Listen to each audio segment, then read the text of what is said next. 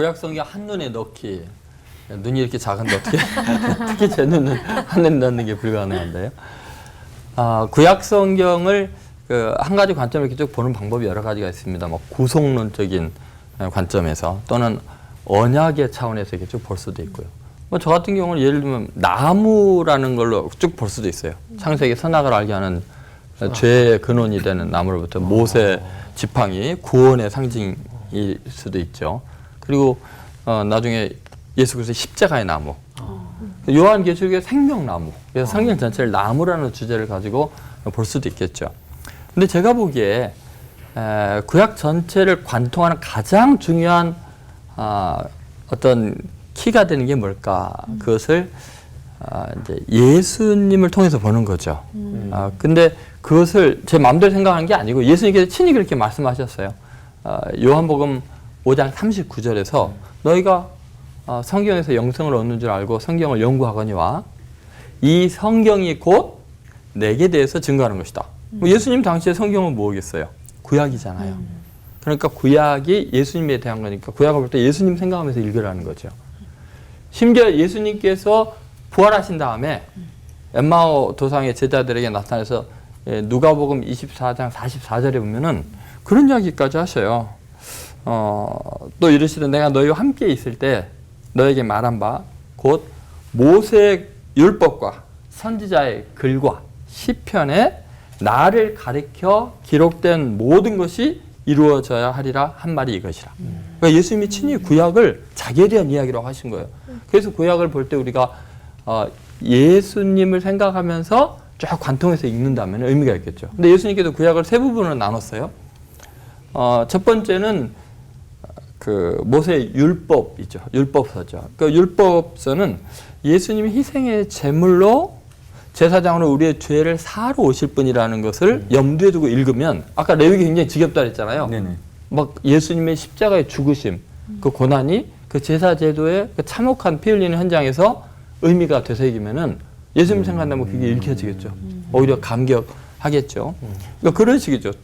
창세기에 나와 있는 여자의 후손을 보내서 뱀의 머리를 상하게 하고 여자의 후손을 발꿈치를 상하게 하는 비롯해 이 구원에 대한 약속이잖아요. 출애굽기에 죽음을 넘어가는 방법이 뭐 유월절 어린 양의 피를 문설주 좌우에 바르며 전부 다 십자가의 사건이잖아요. 레위기 수많은 제사들도 그렇고 신명기 민수기를 통해서 그들이 범죄했을 때 하나님께서 정말 완전히 진멸할 수 있는데 참으시는 것이 바로 십자가를 바라보고 그래서 뭐 그 나무에 달린 자마다 저주를 받는다는데 그런 것들이 바로 그 범죄한 자들을 용서하기 위해서 대신 저주받으신 십자가의 사건이 기록된 거죠. 그렇다면 모세의 율법을 읽을 때 예수 그리스도의 십자가의 사건을 읽는다면은 지겨울 게 아니라 감격이 되겠죠.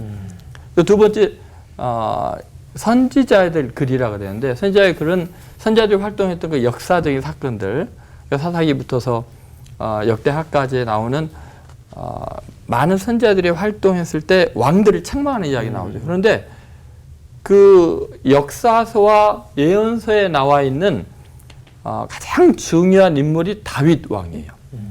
늘 다윗이 이상적인 거죠. 그래서 사실은 이제 이 선지자 글을 읽으면서 하나님의 나라가 어떤 나라인가, 그리고 왕으로 오실 예수님이 어떤 분인가, 다윗의 후손으로 오실 분이라는 거죠.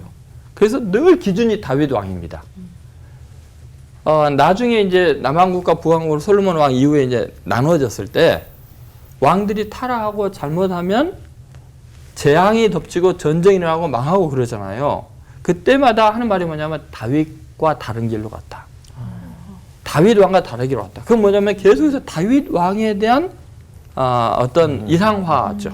그걸 통해서 다윗의 후손으로 왕으로 오실 메시아 예수 그리스도를 생각하게 하는 거죠. 이 세상의 왕들은 완전하지가 못하다. 하나님이 보내주실 하나님의 아들 예수 그리스도 그분이 우리를 구원할 진정한 왕이시다. 아까 말씀하신 대로 페르시아의 고레스 황제 같은 경우 메시아로 기름 부음 받은 자로 이야기하잖아요. 바로 그 예수 그리스도 그분이 우리를 은혜로 구원하실 분이다. 이런 관점에서 진정한 왕은 예수님밖에 없고 그 이상적인 모델로 이제 다윗이다 이렇게 보면 되겠어요. 시편에 대한 이야기도 마찬가지죠. 시편은 삶의 모든 영역에 대한 거예요. 이 시편이라고 했지만 이제 성문서라고 해갖고 욥 시편, 잠언, 전도, 아가서 이게 다 포함이 되겠죠.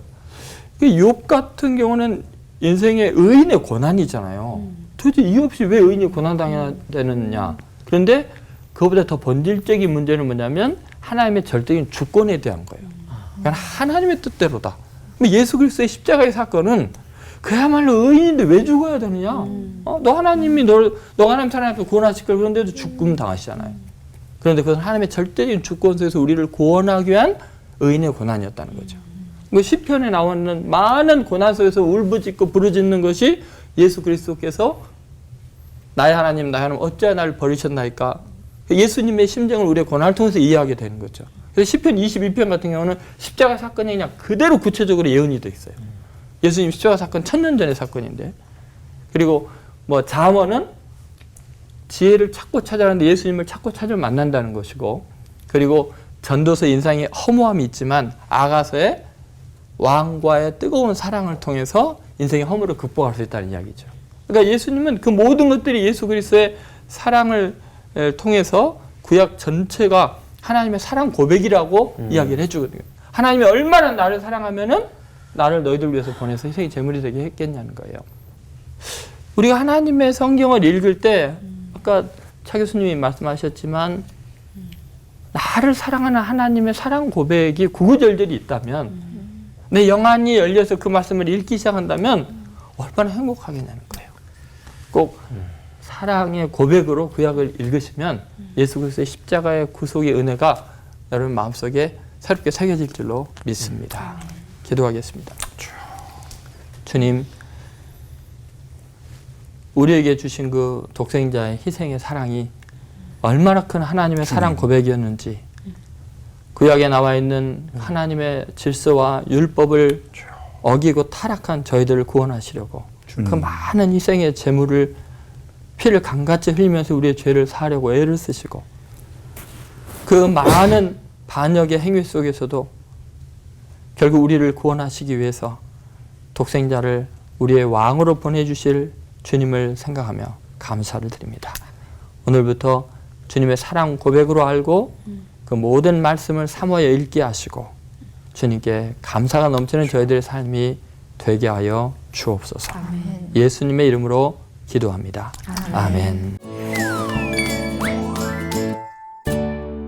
그럼 이런 질문을 드리고 싶은데, 사무엘, 다윗, 솔로몬 나오는 역사서들 있잖아요. 근데 사무엘 상하, 열왕기 상하, 역대기 상하는 여기는 이야기가 꽤 중복되는 부분이 있는데 같은 이야기를 반복되는 이유가 있나요, 조동춘 목사님? 네.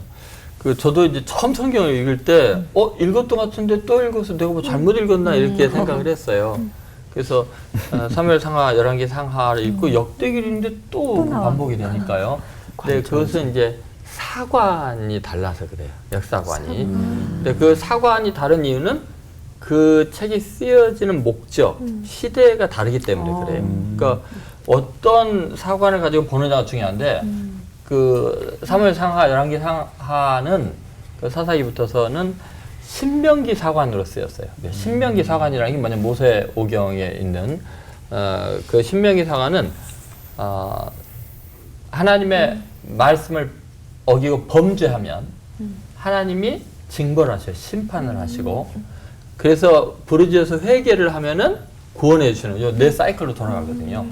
그런 사관에 의해서 기록하다 보니까 이 신명기 사관에 나와 있는 사무엘 상하부터서 열왕기에 나와 있는 이 내용은 그 속에 다윗이 범죄한 것도 그대로 하나님이 심판하고 그 신명기 역사관에 의해서 그대로 회개하면 구원하시고, 이게 이제 그대로 기록이 되거든요.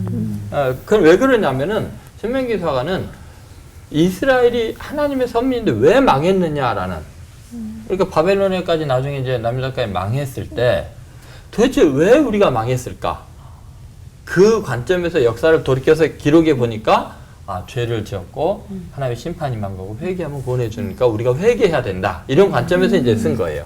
그런데 이제 역대기 상하는 시대가 달라요. 아까 538년에 페르시아의 왕 고레스가 이제 돌려보냈을 때, 포로에서 돌아올 때 그들의 입장에서 뭐 땅도 없죠, 왕도 없죠, 아무것도 없는데 이스라엘이 도대체 뭐냐? 도대체 이스라엘의 정체성을 뭘로 규정할 거냐? 그거에 대한 고민이 있잖아요. 그랬을 때 역대기 역사관이라고 하는데 맞다. 이스라엘은 가장 이상적인 왕이 다윗 왕이었고 다윗은 하나님을 예배하는 영적인 공동체를 만드는 사람이었다. 그래서 다윗 왕과 솔로몬 왕을 이상화시켜서 예배하는 영적인 공동체로서 이스라엘을 정체성을 이제 규정해 나가는 거예요. 하나님을 예배하는 공동체로. 그래서 역대기를 읽어보면요. 다윗이 무슨 죄를 지었고 하나님이 징계했고 이런 게 거의 없어요. 하나님을 예배하는 거에 대한 기록이 많이 나오고 그 족보도 레위 족속에 대한 제사장 족보가 굉장히 자세하게 나오고 그 성전 만드는 것이 반복이 되고 그 제도 만드는 게 계속 반복이 돼요. 그래서 이스라엘은 영적으로 예배하는 공동체다. 그런 관점에서 이제 포로기 이후에 자신들이 누구인가, 이스라엘이 누구인가, 무엇인가를 규정할 때 쓰여지는 것이 역대기 역사라 그런 차이가 있는 거죠. 그러니까 반복이 되지만 관점이 다르다. 이제 그런 측면에서 보면은 이해가 이제 쉬워지죠.